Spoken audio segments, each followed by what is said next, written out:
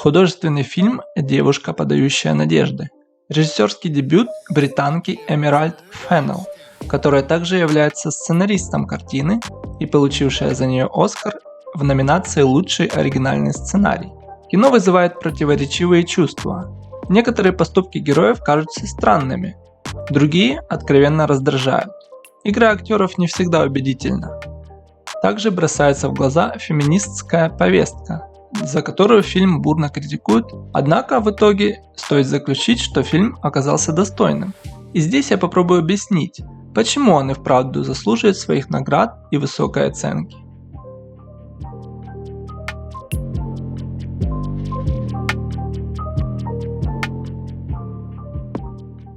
Главная героиня Кассандра, подающая надежды студентка медицинского колледжа, бросает учебу, чтобы поддержать свою подругу Нину, которую изнасиловал студент того же учебного заведения. Не добившись справедливости, Нина заканчивает жизнь самоубийством. Теперь, выпавшая из привычного хода жизни Кэсси, находит для себя очень необычный метод терапии. И каждую неделю я делаю вид, что я пьяная в стельку. И каждую грёбаную неделю. Хороший парень типа тебя подходит узнать, все ли в порядке. Жертв ее похождений немало. Тем временем ей исполняется 30 лет, родители обеспокоены личной жизнью дочери. Ты хоть понимаешь, как это странно? Ты до сих пор живешь здесь с нами, работаешь в идиотской кофейне с тех пор, как вы с Ниной ушли из колледжа. Кэсси начинает встречаться с бывшим одногруппником, славным парнем Райаном. Это приводит ее к воспоминаниям о насильнике Нины, Алексе Монро, у которого дела идут прекрасно, и он планирует свадьбу. Теперь она решает отомстить основным виновникам и соучастникам той истории, из-за которых Монро избежал наказания. После мести основным 3 соучастникам, один из которых раскаялся и был прощен, приходит очередь Монро. Но обстоятельства подталкивают Кэсси вернуться к нормальной жизни, и она решает остановиться. Ты должна остановиться. Это нехорошо для всех нас, это нехорошо для Нины. Нехорошо для тебя. Я знаю, ты винишь себя, что не была там, но надо об этом забыть. Этому не суждено сбыться. Мэдисон приносит Кэсси сохранившуюся у нее видеозапись с изнасилованием Нины. На видео одним из свидетелей оказывается парень Кэсси, Райан. Это событие возвращает главную героиню на свою прежнюю тропу мести. В ходе фильма часто возникают вопросы к сюжету. Ради чего Кассандра занимается таким экстремальным делом, притворяясь пьяной в ночных клубах, если реального наказания домогающиеся ее парни не получают? Почему Кэсси только через годы решила отомстить непосредственным виновникам трагедии с Ниной? Как видеозапись изнасилования не попала в руки следствия? На эти вопросы можно найти ответы, но они не очень ясны.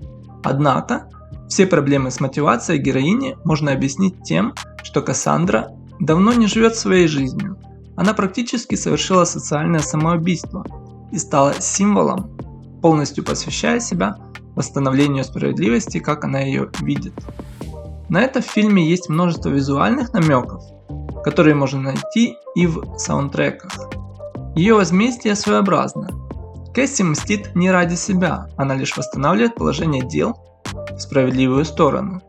Мэдисон, которая была наказана первой, тем, что была поставлена на место Нины, проснувшись в состоянии похмелья с незнакомым мужчиной в отеле.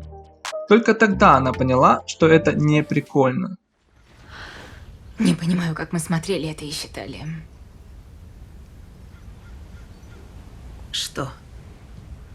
Что это прикольно. Директор колледжа, которая помогла замять дело Нины, поняла, насколько это серьезно, только когда в подобной ситуации оказалась ее дочь. Какое наказание должен понести Монро? Ответить перед законом.